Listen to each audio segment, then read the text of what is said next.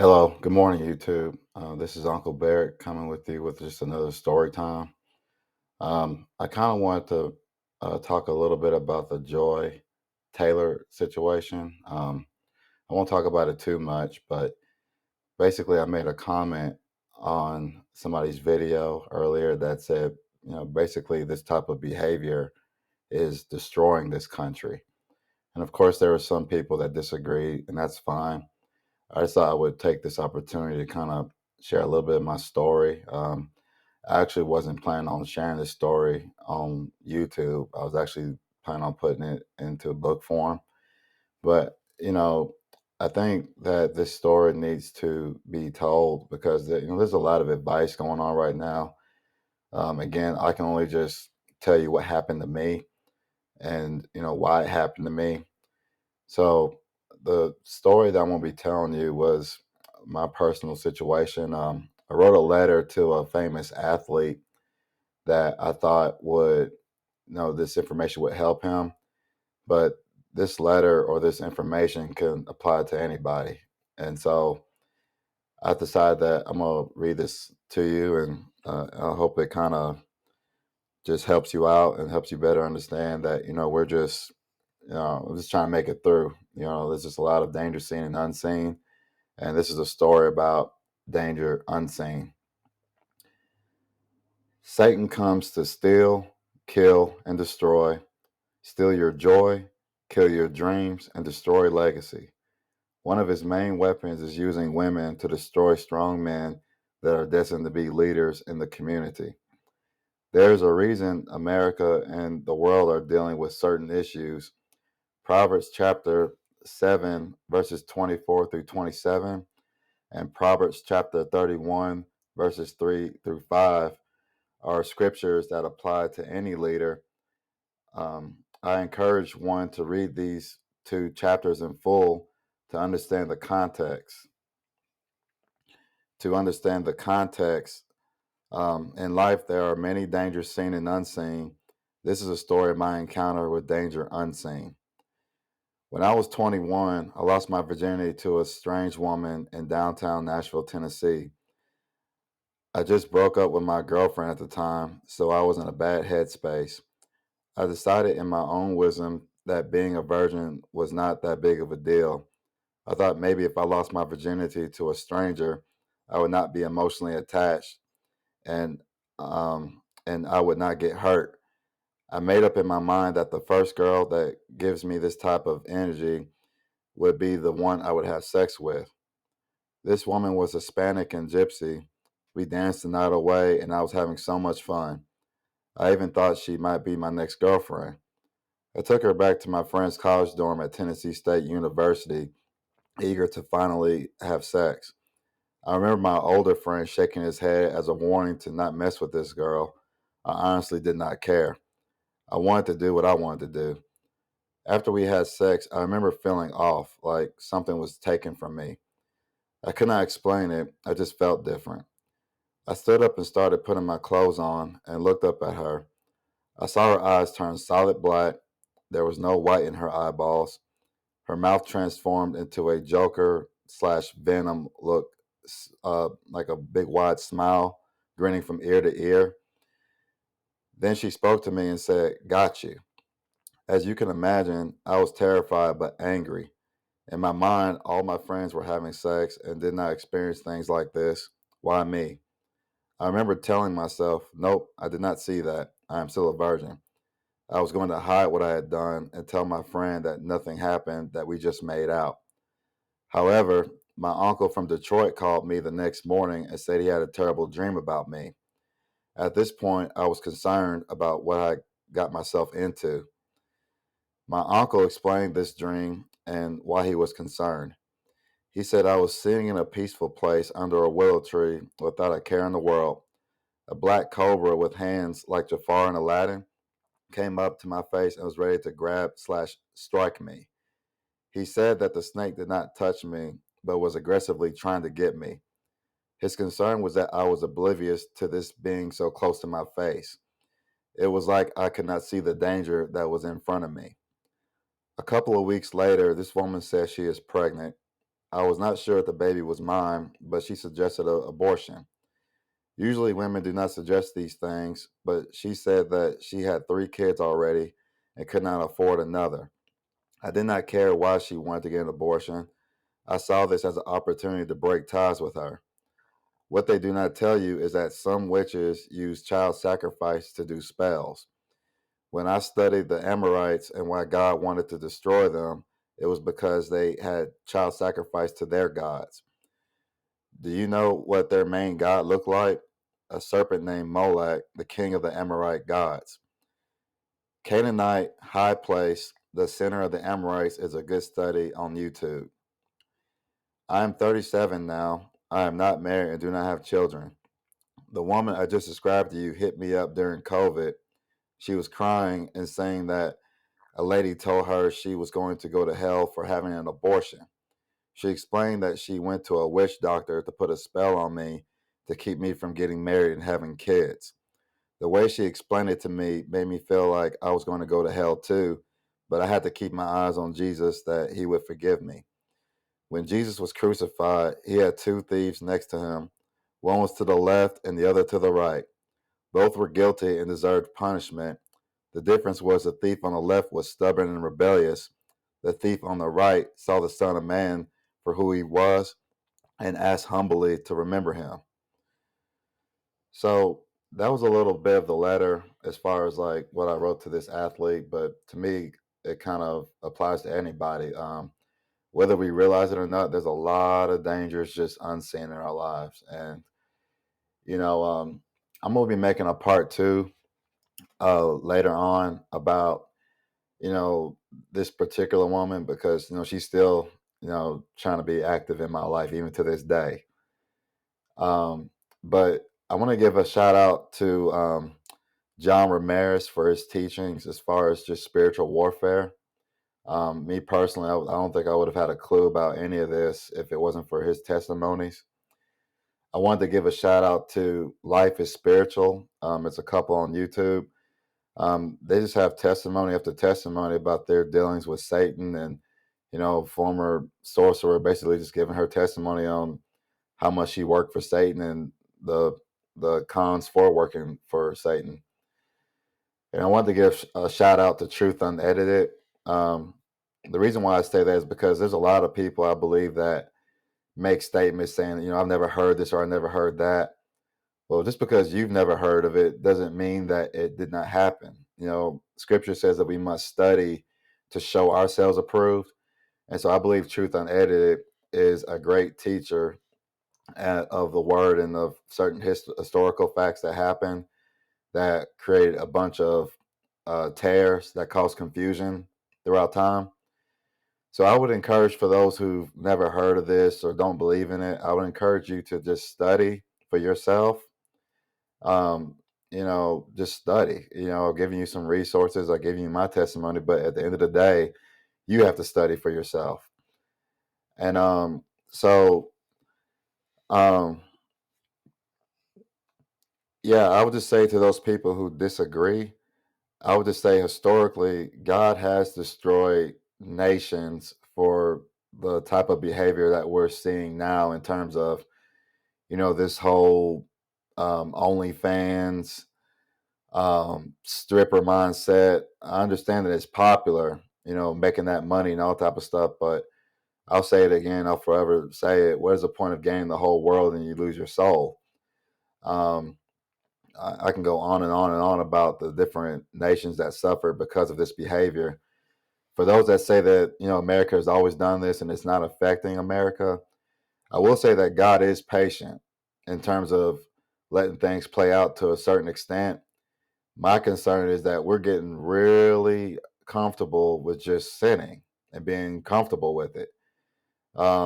We try to justify it, make it seem like it's normal. And honestly, I think that this type of mindset is what's going to cost America eventually. I can't say when, I can't say how, but that's the reason why I'm making all these videos to kind of talk about these dreams and visions and telling these stories because I mean I can't make this up. This all happened in my life. Maybe some of this stuff has happened in your life, or maybe you got different stories. But I will say that he says that no man's going to know the time, or the date when uh, Jesus or Yahuwah is coming back. But he does say that he will give out certain signs and just different, signs of the season that will tell you that, hey, we're getting pretty close. And so I know I'm going to upset some people with these videos, and that's fine. Me personally, I'd rather you be upset for a little while than to be tormented in a place that I wouldn't wish on nobody to go. There's a lot of people say that they're comfortable with it. And what those people don't understand is your rebellion against Yah it doesn't make a difference, because the way he put it to me is you're either going to bow down to him in hell, or you're going to bow down to him before his throne in heaven. So don't think that, oh, I'd rather go to hell than to serve a God. Scripture says that you're going to bow down regardless. So these are not my words. You can read this stuff for yourself. I would just encourage anyone that's listening to just do a self evaluation and examination of yourself, as far as like, hey, is God real? Is Jesus or Yahuwah real? If they are real, what are their standards, and where do I fit into those standards? I think Jesus displayed a beautiful display when he died on the cross. The thief to the left was clearly mocking him and being stubborn and just saying all kinds of blasphemous things. But the thief on the right, I'll say this: he didn't get baptized. He didn't know that one scripture. He didn't know anything about God. But something inside him said, "Just remember me." And honestly, that's all God's looking for at this moment. He doesn't understand if you get the whole picture. He wants you to come like him in childlike faith and say, I don't understand any of this. But if you're real and there's anything inside of you that wants to be a part of his kingdom, I would encourage y'all to just start asking him quietly to yourselves, you know, um, just remember me, and ask him small questions like, like, what do you think about me? Like, what, I hear a lot of people, talk about abortion and this and that. This past election, a lot of people voted for the left because of their rights to keep their abortion. Make no mistake, you have every right to do what you want to do. But like I said, in my personal story, abortion basically led me to having a deity over my life, because it was child sacrifice to this deity, and it wasn't God. And to all these people that say, well, I have the right to serve other gods, well, this God wasn't friendly. It was not my friend. It was trying to control me. So I would encourage those that just want to figure out where they are with this whole thing. I would just encourage you to ask God yourself. You can talk to God yourself. He knows you by name. Maybe not the name that your mom and dad gave you, because I don't know your name, but it says that he knew you before the foundations of the earth. So if you have childlike faith, I would encourage you all to just ask him point blank, like, who are you? Who am I to you? Like those type of questions. And I would encourage you to not approach him in pride or stubbornness or mocking him. Genuinely ask him. He knows that you don't understand. He knows that there was a lot of trickery to keep people from understanding. But for those that really want to know, he will genuinely approach you. Now you have to be patient. Sometimes he approaches you quickly, and sometimes he approaches you, years later. I mean, for me, it took my whole life to get to have this understanding. So, but yeah, I would just encourage y'all to ask him. And for those that do believe, stay prayed up. Don't be afraid. You should be joyous during this time, because it's time. I mentioned this in other videos. I believe that we're just living in a time of, the two witnesses starting to kind of manifest itself. And I hope that for those that believe, I hope that you just stay prayed up. Don't be afraid of anybody trying to do witchcraft in your life. Um, with the young lady that basically did those things to me, when she reached out to me and basically was crying and said that she went to a witch doctor and all that to put all those spells on me. What she doesn't understand is that, like 2 days before that, I was asking God to reveal all witchcraft to me, like all the witchcraft that's been done to me. And so here she comes out of nowhere, just kind of telling me these things. And, and when she told me that she was trying to get baptized, I was actually happy for her because, if you are genuinely trying to seek God and ask for forgiveness, I think He'll forgive you. But, that's just something you can't fake. Either you want it or you don't. And trust me, you have every right to use your free will to reject Christ. No different than if I'm trying to date a girl, she has every right to reject me if she chooses to. However, um, you know, I think the question is God real or not? And if He is, that means does His word match up with what He says? These are questions that everybody needs to ask themselves before they just start blabbing off at the mouth. Because I'll say it again. I mean, me personally, there's nothing that any one of y'all can say to me to convince me that God is not real. I mean, He's touched me, He's warned me, He's talked to me over and over and over again. And so there's just nothing that can deter me from that. But for the ones who are on the fence, I would just say, man, Lord, please talk to me. I mean, me personally, I grew up in church, and there were things that happened that made me lose faith in the church. But there's nothing stopping you from talking to God yourself. Like, um, you know, we didn't create ourselves, guys. I mean, as much as we want to give credit to ourselves, calling ourselves gods and this and that, for all those people who think that they're a god or think that they're in control, I challenge you to tell me how many hairs is on your body. Not not just your hairs, but the billions of people out there. Just tell me that. If you can't tell me that, then I think you need to like tone it down a little bit, because I give this example all the time. The person who made my car or designed my car, they can tell you down to the bolt on how that car was made. Why? Because they created it. We humans, we use science to just try to figure out what the body does because we didn't create this body. We're trying to be God, but we're just not, and that's a hard pill for some of us to swallow. But again, I'd rather I'll be mad for a little while than to be bamboozled into a situation that you just don't want to be in. I don't recommend hell for anybody. I don't care if you are my worst enemy. Hell's just not the place to be. Um, People I know, I met a lot of just convicts and gang members and all kinds of people, right? And some of them, they're not afraid to go back to jail. I totally understand that. They've been there, done that, and that's not. But I'll emphasize that hell is not prison. Again, shout out to John Ramirez for telling his testimony on how he went to hell. And for all those who are practicing witchcraft, I don't think you're going to find a bigger sorcerer than John Ramirez or the lady off of Life is Spiritual. Like, these are some heavy hitters here. And so I would just encourage you all to really think about why you're doing what you're doing and to count up the cost. Am I comfortable going to hell? If you want to go to hell, by all means go. I can't stop you. But I promise you, your fight is irrelevant, because you're going to end up being in hell and you're still going to end up bowing to God, begging Him for mercy. And I challenge you all to really study that. And so that's all for now. Like I said, I'll be making a part 2 about this particular lady. Just kind of telling a little bit more stories about that. When I start telling these stories about my personal life, I'm not here to bash anybody, but it's just to tell the truth on what happened from my perspective. I'm sure there will be people that have different perspectives, and I'm not here to dispute that.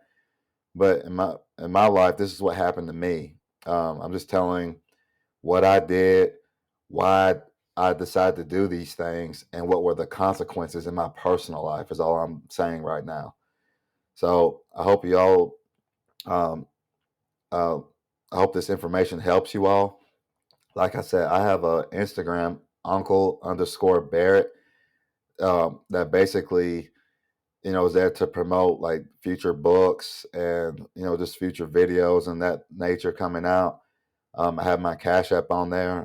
My YouTube isn't big enough to monetize yet, but anything will be helping. I ask that you like and subscribe if this information is helpful to you.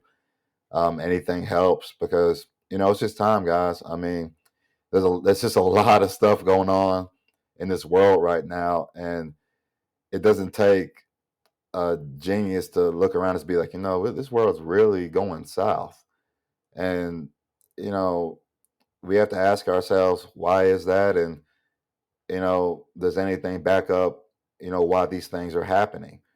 So, anyway, stay prayed up, guys. Keep your eyes on y'all. Um, keep your eyes on Yahuwah.